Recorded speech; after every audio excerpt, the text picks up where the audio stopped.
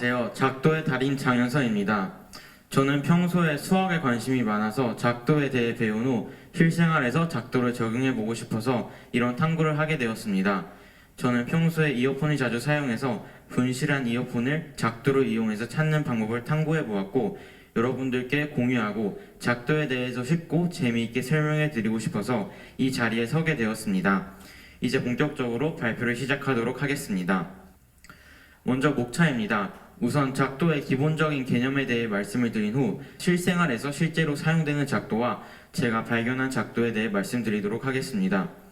먼저 작도의 기본적인 개념부터 알아보도록 합시다. 여러분, 작도란 무엇일까요? 작도란 눈금이 없는 자와 컴퍼스만을 이용해서 도형을 그리는 것인데요. 그렇다면 작도는 어디에서 유래된 것일까요? 작도는 왜 굳이 눈금이 없는 자와 컴퍼스만을 이용해서 도형을 그리는 것일까요? 기원전 5세기경 고대 그리스에서는 시민과 노예층으로 사람들이 나누어져 있었습니다. 이때 시민층의 사람들은 계산이라는 것은 육체적인 노동이라고 생각했기 때문에 오로지 노예들의 몫이라고 생각했습니다. 따라서 시민들은 기하를 할 때 도형을 갓독이나 눈금이 있는 자와 같이 무언가를 측정하고 계산하는 도구를 사용하지 않고 오직 눈금이 없는 자와 컴퍼스만을 이용해서 도형을 그렸다고 합니다. 여기에서 작도가 유래되었습니다. 이 그림, 라파엘로의 아테네 학당이라고 하는 유명한 그림인데요. 한 번쯤은 보셨을 것 같습니다.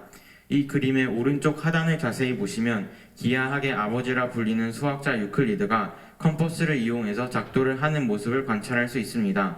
이처럼 작도는 아주 오래전부터 저희와 함께 왔는데요. 그러면은 다양한 작도법에는 무엇이 있을까요? 작도를 하는 방법은 다양하지만 그 중에서 가장 기본적이고 대표적인 세 가지를 준비해 보았습니다. 우선 길이가 같은 선분의 작도가 있고 길이가 n배, 즉 2배, 3배, 4배인 선분의 작도, 또 크기가 같은 각의 작도가 있습니다. 이 중에서 크기가 같은 각의 작도를 이용하면 평행선을 작도할 수 있습니다. 보이듯이 점 P를 지나고 직선 AB의 평행한 직선을 긋기 위해서는 평행선의 성질 중에서 동의각의 크기가 같다는 성질을 이용하면 이렇게 그릴 수 있습니다. 또 이뿐만이 아니라 삼각형을 작도할 때 한 변의 길이와 양끝 각의 크기가 주어져 있다면 이렇게 작도를 할 수 있죠.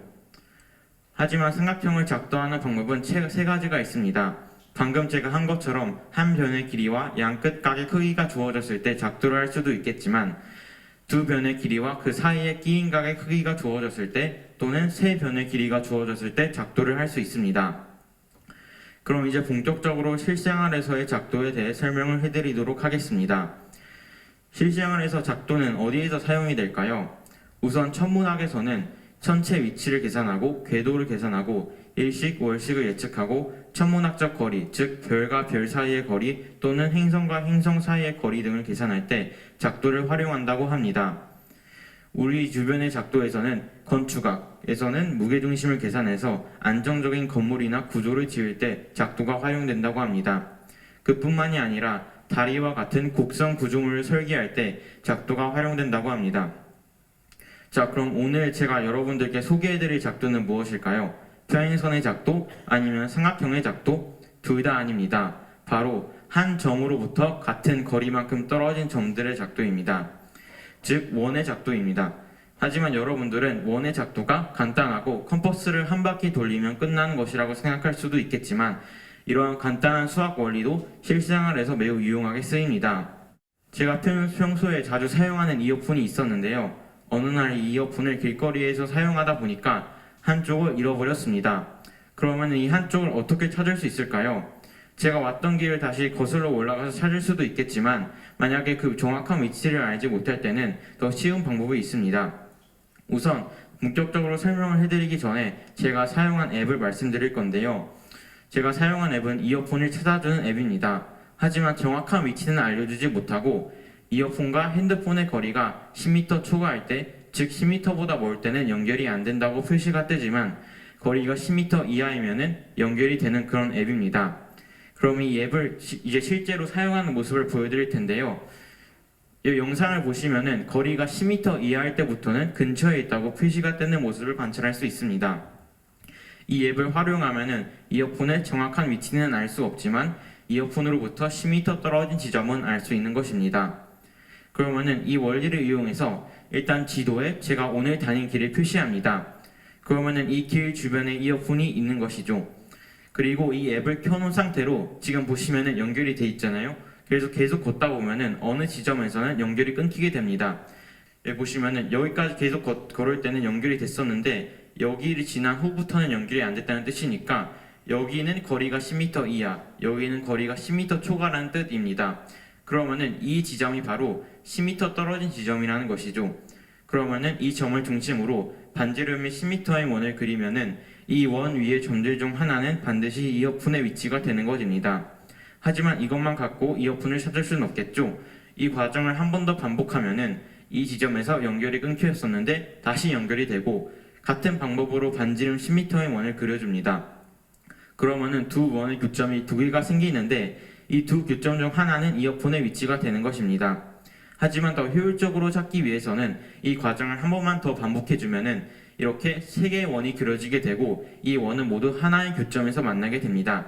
이 점이 바로 이어폰의 위치가 되는 것입니다. 실제로 지도상에 표현된 이 위치에 가보면 길바닥에 떨어져 있는 이어폰을 발견할 수 있습니다. 알고 보니까 일본의 한 명문대생은 저와 같은 불편함을 느끼고 다른 방법으로 이 문제를 해결했다고 합니다. 저는 중학교 1학년 과정에 나오는 작도를 이용했지만 이 일본 대학생은 중학교 2학년 과정에 나오는 외심의 성질을 이용했다고 합니다. 그러면 왜 둘의 방법이 다른 걸까요? 그 결정적인 이유는 핸드폰에 있습니다. 일본 대학생은 연결이 몇 미터 이하일 때 되고 몇 미터 초과할 때 안 되는지 모르고 있었기 때문에 외심을 이용했던 것이지만 저는 연결이 10m 이하일 때는 되고 10m 초과할 때는 안 된다는 사실을 알고 있었기 때문에 원의 작도를 이용할 수 있었던 것입니다. 이처럼 하나의 문제를 가지고도 다양하게 수학적으로 접근할 수 있다는 사실이 매우 흥미로웠습니다. 그러니 여러분들 앞으로 수학이라는 과목 하면은 문제만 풀고 시험만 보는 그런 딱딱하고 지루한 과목이 아니라 일상생활에서 문제가 발생했을 때 그 문제를 해결할 수 있는 아주 유용한 도구라고 생각해 주셨으면 좋겠습니다. 그러니 앞으로 수학하면 우리의 삶을 편리하게 해주는 유용하고 재미있는 도구라고 생각하길 바라며 발표를 마치도록 하겠습니다. 이상 작도의 달인 장수였습니다.